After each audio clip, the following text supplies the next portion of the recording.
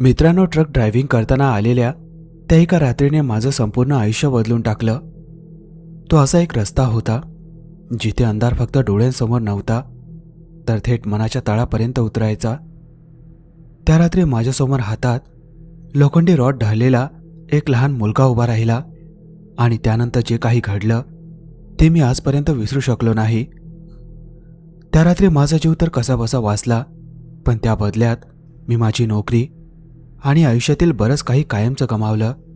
तर चला जाणून घेऊया बुलढाणा जिल्ह्यातील देऊळगाव राजा मेहकर मार्गावरील त्या रहस्यमय रस्त्याची खरी घटना, जिने माझं आयुष्य कायमचं बदलून टाकलं. मित्रांनो, माझ्यासोबत घडलेली ही भयानक घटना काय होती हे जाणून घेण्यापूर्वी जर तुम्ही आमच्या चॅनलवर नवीन असाल तर चॅनलला नक्की सबस्क्राईब करा. चला आता सुरू करूया आजची सत्यभय कथा. ही घटना आहे सन 2007 मधील. त्यावेळी मी नुकताच ड्रायव्हर म्हणून कामाला सुरुवात केली होती. डिसेंबर महिना होता, थंडीचा जोर वाढला होता आणि त्याच काळात मला ही नोकरी मिळाली. याआधी मी माझ्या गावात एक छोटंसं किराणा दुकान चालवत होतो, पण त्यातून फारसं उत्पन्न मिळत नव्हतं. घरची आर्थिक परिस्थिती दिवसेंदिवस कठीण होत चालली होती. त्यामुळे शेवटी मी ट्रक ड्रायव्हिंग करण्याचा निर्णय घेतला. खरं तर हे काम मला आधीपासूनच चांगलं अवगत होतं. पहिल्या दिवशी मी कामासाठी ट्रान्सपोर्ट कंपनीत पोहोचलो. तिथे अनेक ट्रक उभे होते आणि बरेच ड्रायव्हर आपापल्या गाड्यांच्या तयारीत व्यस्त होते. मी तिथे पूर्णपणे नवीन असल्यामुळे सर्वप्रथम कंपनीचे मालक शरद पाटील यांना भेटलो. त्यांनी मला कामाचं स्वरूप, नियम, पगाराबद्दल सविस्तर माहिती दिली. बोलणं झाल्यानंतर मी बाहेर आलो आणि तिथल्या इतर ड्रायव्हरशी ओळख करून घेतली. हळूहळू त्यांच्याशी मैत्रीही झाली. पहिल्याच दिवशी मला जवळपास 30 किलोमीटर अंतरावर माल पोहोचवण्याचं काम मिळालं. आम्ही ट्रॉलीमध्ये माल भरला आणि मी ट्रक घेऊन निघालो. थोड्याच वेळात मी महामार्गावर पोहोचलो. त्या दिवशी मी खूप आनंदात होतो, कारण मला माझ्या आवडीचं काम मिळालं होतं. खरं तर माझ्या घरच्यांची इच्छा नव्हती की मी ट्रक ड्रायव्हिंग करावं, पण घरची परिस्थिती इतकी बिकट झाली होती की अखेर त्यांनीही माझ्या निर्णयाला होकार दिला. मी पहिली डिलिव्हरी यशस्वीपणे पूर्ण केली आणि परत गोदामात आलो. तोपर्यंत रात्रीचे बरेच वाजले होते. मी ट्रकची चाबी मालकाकडे देऊन घरी जाण्यासाठी निघालो. इतक्यात कंपनीतील एक ज्येष्ठ कर्मचारी विठ्ठलराव देशमुख यांनी मला हाक मारली. मी त्यांच्याजवळ गेलो. ते हसत म्हणाले, "काय रे सचिन, पहिला दिवस कसा गेला?" मी हसून म्हणालो, "छान गेला, काही अडचण आली नाही." माझं उत्तर ऐकल्यावर त्यांच्या चेहऱ्यावरचं हास्य अचानक नाहीसं झालं. ते शांत आवाजात म्हणाले, "ऐक सचिन, तू इथे नवीन आहेस म्हणून तुला एक महत्त्वाची गोष्ट सांगतो." मी विचारलं, "काय झालं काका?" ते थोडा वेळ शांत राहिले आणि मग म्हणाले, "देऊळगाव राजा मेहकर या रस्त्याबद्दल अनेक विचित्र गोष्टी ऐकायला मिळतात. आमच्या कंपनीतील एक ड्रायव्हर काही वर्षापूर्वी त्या रस्त्यावरून रात्री जात होता आणि त्याच्यासोबत जे घडलं ते आजही आठवलं की अंगावर काटा उभा राहतो." मी त्यांच्याकडे उत्सुकतेने पाहू लागलो. ते पुढे सांगू लागले, "त्या रात्री 12 वाजून गेले होते. रस्त्यावर कुणीही नव्हतं. अचानक त्याला रस्त्याच्या कडेला लग्नाच्या वेशात उभी असलेली एक तरुणी दिसली. ती अतिशय सुंदर दिसत होती. सुरुवातीला त्याला वाटलं की एखाद्या लग्नातून परतताना तिची काही अडचण झाली असावी. त्याने ट्रक थांबवला. ती तरुणी शांतपणे ट्रकजवळ आली आणि म्हणाली, "दादा, कृपया मदत करा. माझा भाऊ मोठ्या संकटात अडकला आहे." त्या मुलीच्या सौंदर्याला भुलून तो ड्रायव्हर ट्रकमधून खाली उतरला. तिच्या दिशेने चालू लागली. त्याच्या मागे तोही निघाला. पण काही अंतर पुढे गेल्यावर त्याच्या लक्षात आलं की आजूबाजूला पूर्ण शांतता पसरली आहे. रस्त्यावर त्याच्या ट्रकशिवाय दुसरं एकही वाहन नव्हतं. ना माणूस, ना कुठलाच आवाज. तो तिच्या मागे चालत राहिला. पण काही क्षणांनी त्याच्या डोळ्यांसमोर जे दृश्य आलं ते पाहून त्याच्या अंगातील रक्तच गोठलं. एका मोठ्या झाडाखाली एक माणूस दुसऱ्या व्यक्तीला दोरीने झाडाला लटकवून त्याच्यावर अत्यंत क्रूरपणे हल्ला करत होता. ते दृश्य इतकं भयानक होतं की त्याच्या हातापायांना अक्षरशः कंप सुटला. भीतीने त्याच्या तोंडातून जोरात किंकाळी बाहेर पडली. ती किंकाळी ऐकताच त्या अनोळखी माणसाने हळूहळू आपलं डोकं त्याच्या दिशेने वळवलं. त्याचा चेहरा पाहताच त्या ड्रायव्हरच्या अंगावर अक्षरशः काटा आला. इतका विकृत आणि भीषण चेहरा त्याने आयुष्यात कधीच पाहिला नव्हता. तो अजूनही भीतीने थरथरत उभाच होता. तेवढ्यात त्याने मागे वळून त्या मुलीकडे पाहिलं आणि त्याचं काळीज अक्षरशः झडपलं. कारण आता तिचा चेहरा पूर्णपणे पांढरा फटक पडला होता.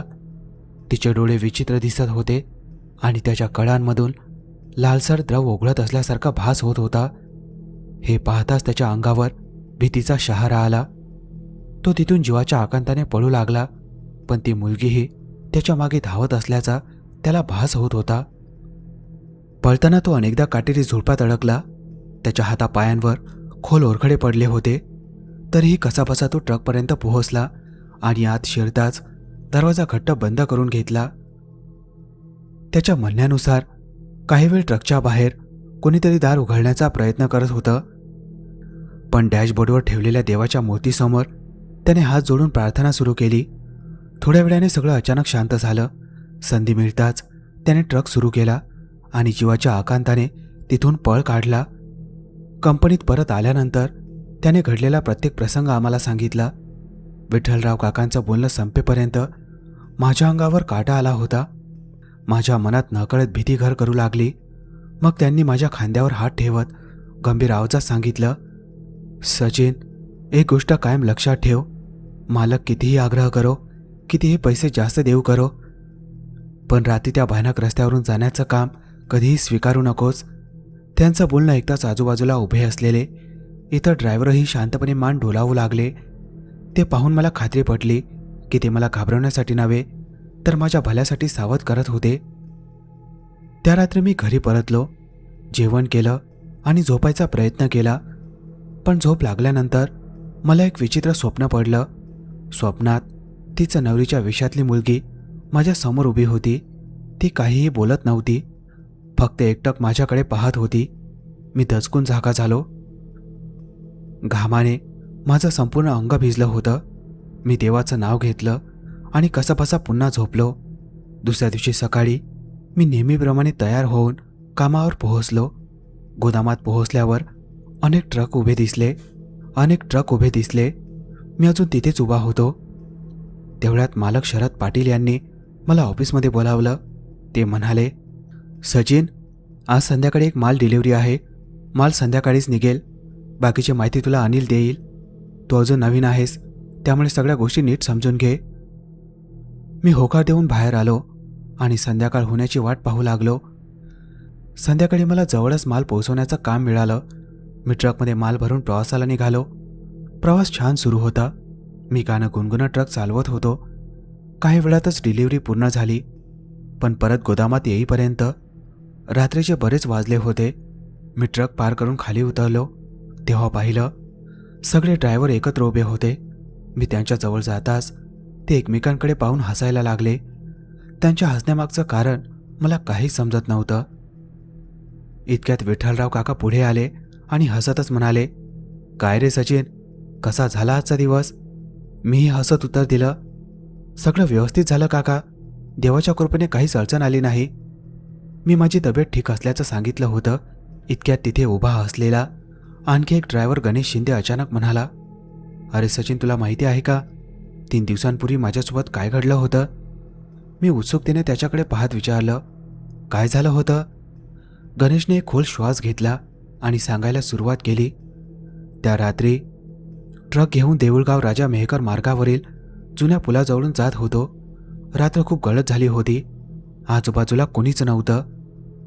अचानक मला रस्त्याच्या मधोमध एक वृद्ध माणूस पडलेला दिसला. मी लगेच ट्रक थांबवला. त्याला उठवण्यासाठी 2-3 वेळा हॉर्नही वाजवला, पण तो काही हललाच नाही. मला वाटलं कदाचित त्यांची तब्येत बिघडली असावी. मी ट्रकमधून खाली उतरलो आणि त्यांच्याकडे चालत जाऊ लागलो. पण मी जवळ पोहोचलो तेव्हा तिथे कोणीच नव्हतं. क्षणभर मला वाटलं माझा भात झाला असावा. मी आजूबाजूला नजर फिरवली आणि जे दिसलं ते पाहून माझ्या अंगावर अक्षरशः काटा आला. तोच वृद्ध माणूस पुलाच्या कठड्यावर उभा होता आणि खाली काळोखात एकटक पाहत होता. मी मोठ्याने हाक मारली, आजोबा, खाली या. पण त्यांनी माझ्याकडे वळूनही पाहिलं नाही. मी पुन्हा आवाज दिला तरीही काहीच प्रतिसाद मिळाला नाही. मग मी सावधपणे त्यांच्या दिशेने चालू लागलो. मी अगदी काही पावलं अंतरावर पोहोचलो होतो.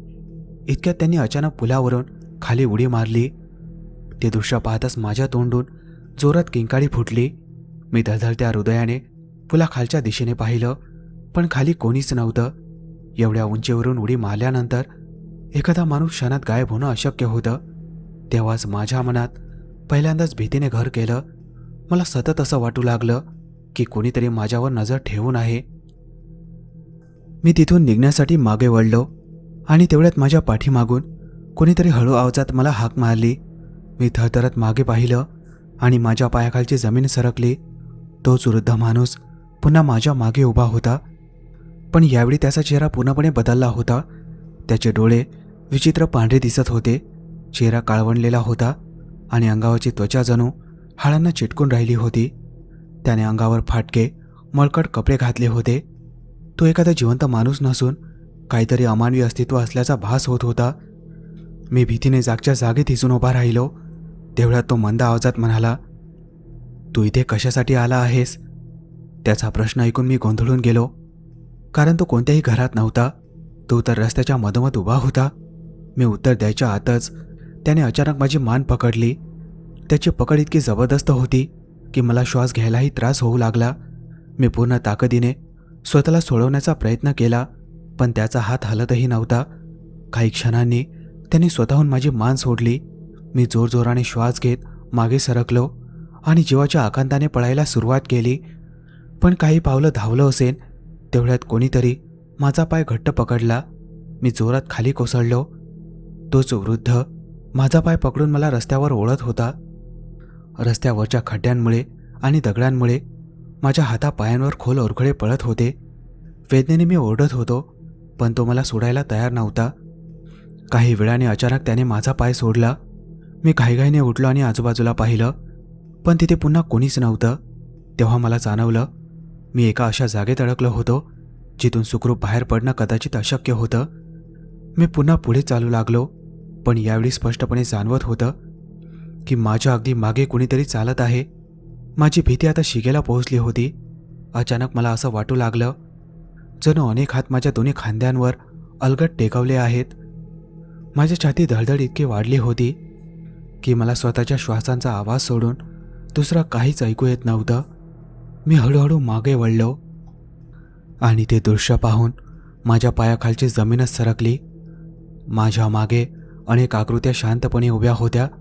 त्यांचे चेहरे काळवंडलेले होते, डोळे पूर्ण पांढरे दिसत होते आणि त्यांच्या चेहऱ्यावर कोणताही भाव नव्हता. त्यांना पाहताच मला समजलं मी काही साध्या माणसांमध्ये नाही, तर काही अज्ञात आणि भयावह शक्तीच्या विळख्यात अडकलो होतो. मी भीतीने काहीही न बोलता तसाच उभा राहिलो, कारण त्या क्षणी मला एकच गोष्ट समजली होती. मी जर एखादी चुकीची हालचाल केली तर कदाचित मी त्या रात्री जिवंत परत जाणार नव्हतो. म्हणून मी स्वतःला सावरत, धीर न सोडता शांतपणे तिथेच उभा राहिलो. मी भीतीने तसा जागेवर उभा होतो. तेवढ्या त्या सगळ्या काळ्या आकृत्यांनी एकाच वेळी आपली बोटं पुलांकडे दाखवली. त्यांच्यातील एकजण मंद आवाजात म्हणाला, "खाली पहा." माझी तिथे जाण्याची अजिबात इच्छा नव्हती, तरीही जणू कुणीतरी मला ओढत असल्यासारखा मी पुलाच्या कठड्यापाशी गेलो. धडधडत्या मनाने मी खाली डोकावलं आणि ते दृश्य पाहून माझ्या पायाखालची जमीनच सरकली. पुलाखाली एक मोठी बस उलटलेली दिसत होती. बसचा पुढचा भाग पूर्णपणे चिरडला गेला होता. आजूबाजूला अनेक जखमी लोक पडले होते. कोणी मदतीसाठी हात पुढे करत होते, तर काही वेदनेने तळफळत होते. लहान मुलांच्या रडण्याचे आवाज, महिलांच्या किंकाळ्या आणि जखमी लोकांचे आक्रोश, सगळं वातावरण असह्य झालं होतं. काही जण निश्चल पडले होते. ते दृश्य इतकं भयावह होतं की माझे डोळे पाणावले. मी अजूनही खाली पाहत उभा होतो. तेवढ्यात अचानक चारही बाजूने रडण्याचे, किंचाळण्याचे आणि मदतीसाठी हाक मारण्याचे आवाज माझ्या कानात घुमू लागले. ते आवाज क्षणोक्षणी इतके तीव्र होत गेले की माझं डोकंच फुटेल असं वाटू लागलं. मी दोन्ही हातांनी कान झाकण्याचा प्रयत्न केला, पण काहीच उपयोग झाला नाही. अचानक माझ्या कानातून रक्त वाहू लागलं. माझ्या डोळ्यांसमोर सगळं दुसरं होऊ लागलं. आणि पुढच्याच क्षणी मी तिथेच बेशुद्ध पडलो. दुसऱ्या दिवशी सकाळी काही प्रवाशांनी मला रस्त्याच्या कडेला पडलेल्या अवस्थेत पाहिलं आणि शुद्धीवर आणलं. त्या दिवसानंतर मी त्या पुलाजवळ कधीच गेलो नाही. गणितचं बोलणं संपलं. त्याची गोष्ट ऐकल्यानंतर माझ्या मनात त्या पुलाचं नाव जरी आलं तरी भीती वाटू लागली. पण तेवढ्यात माझी नजर गोदामाबाहेर उभ्या असलेल्या एका ट्रककडे गेली. आमच्या कंपनीतील एक ट्रक ड्रायव्हर देऊळराजा मेहकर या रस्त्याच्या दिशेने ट्रक घेऊन निघत होता. क्षणभर मी गोंधळलो. कालपर्यंत हेच लोक त्या रस्त्याला भुताटकी म्हणत होते, मग आज त्यांचाच माणूस तिथे कसा काय जात होता? मी आणखी एक गोष्ट लक्षात घेतली. हे सगळे ड्रायव्हर प्रत्येक गोष्टीवर मोठ्याने हसत होते. त्यांचं ते विचित्र हसणं मला काहीतरी वेगळं सांगत होतं. माझ्या मनात शंका निर्माण झाली. जर हे रस्ते खरंच इतके भयानक असतील तर हे लोक स्वतः तिथे डिलिव्हरी करायला का जात आहेत? तो प्रश्न माझ्या मनातून जातच नव्हता. त्या रात्री मी घरी परतलो. झोपायच्या आधी बराच वेळ त्या सगळ्या गोष्टींचा विचार करत राहिलो.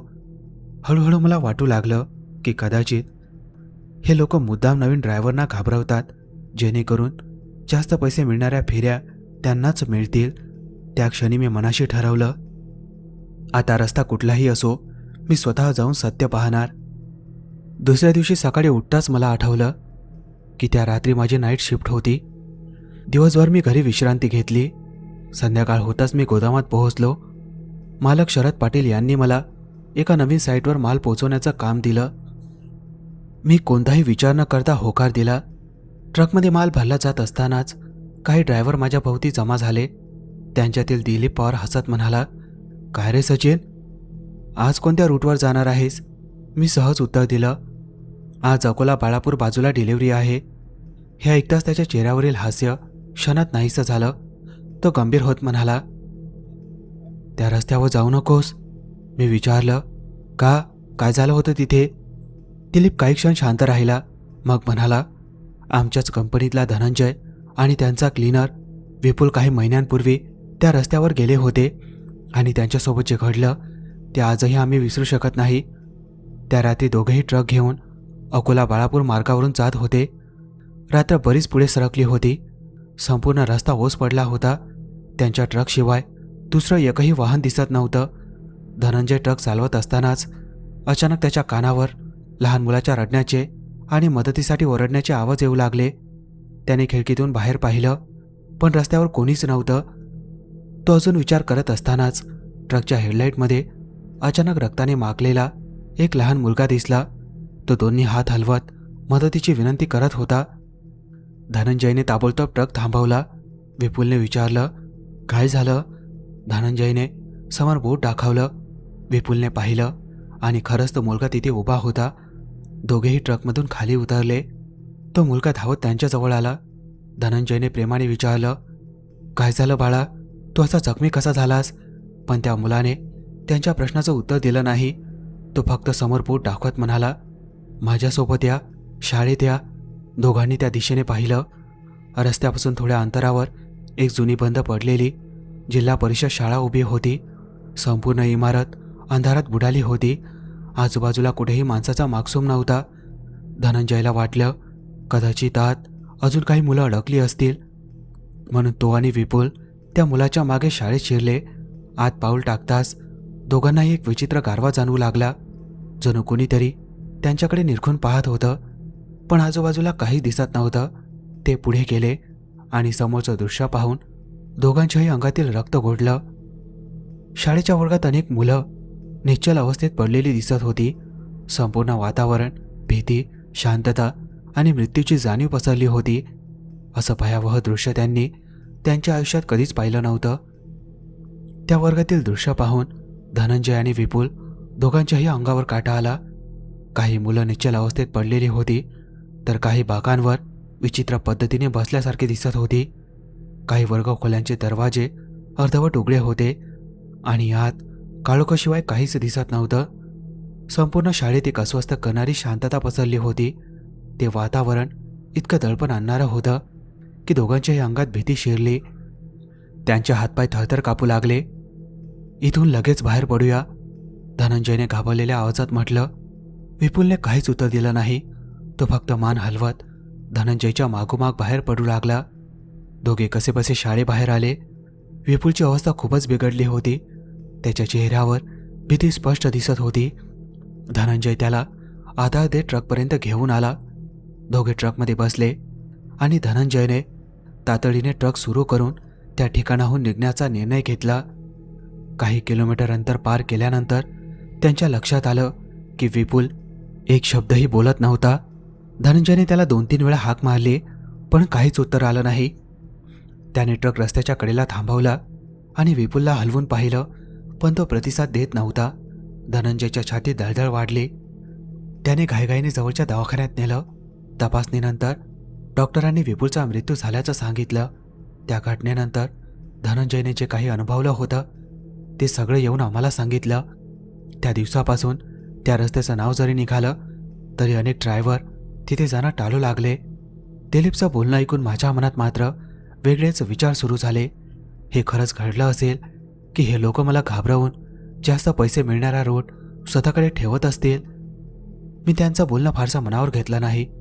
त्या रात्री मी नेमका त्याच रस्त्याने निघालो. रस्त्यात मी सतत आजूबाजूला लक्ष ठेवून होतो, पण मला कुठेही काही विचित्र दिसलं नाही. थोड्या वेळाने मला रस्त्याच्या कडेला ती जुनी शाळा दिसली. क्षणभर दिलीपने सांगितलेली गोष्ट आठवली.